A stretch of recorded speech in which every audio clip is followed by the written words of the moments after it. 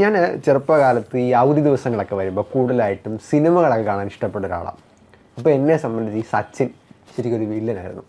വേറെ ഒന്നുമല്ല, വീട്ടിൽ അച്ഛനും ചേട്ടനും ഒക്കെ കൂടുതലും ക്രിക്കറ്റ് കാണുന്ന ആൾക്കാരാണ്.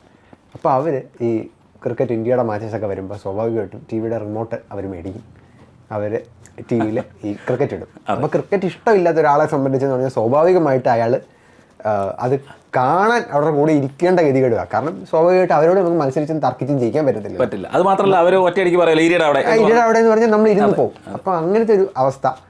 പക്ഷെ പതുക്കെ അവരോടൊപ്പം അല്ലെങ്കിൽ അവരെക്കാൾ ഞാൻ ഈ ക്രിക്കറ്റ് എന്ന കളിയെ സ്നേഹിച്ചു തുടങ്ങി.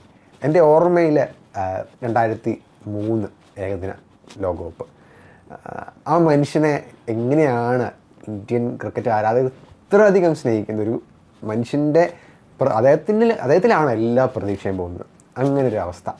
ഫൈനലിൽ അദ്ദേഹത്തിൻ്റെ വിക്കറ്റ്, അതിനുശേഷമുള്ള ഇന്ത്യയുടെ കൂട്ടത്തകർച്ച, സെവാഗിൻ്റെ രക്ഷാപ്രവർത്തനം, ഇതൊക്കെ ഇപ്പോഴും മനസ്സിലുണ്ട്. മാൻ ഓഫ് ദി സീരീസ് അല്ലെങ്കിൽ ആ player of the tournament trophy ഏറ്റുവാങ്ങാൻ വേണ്ടിയിട്ട് സച്ചിൻ പോകുമ്പോൾ അദ്ദേഹത്തിൻ്റെ കണ്ണിൽ നിന്ന് ചെറുതായിട്ടൊന്ന് കണ്ണിൽ നനയോ അല്ലേ. എന്നെയൊക്കെ സംബന്ധിച്ച് നമ്മളൊരു കുഞ്ഞായിരിക്കുമ്പം നമ്മളും അതോടൊപ്പം കരയും.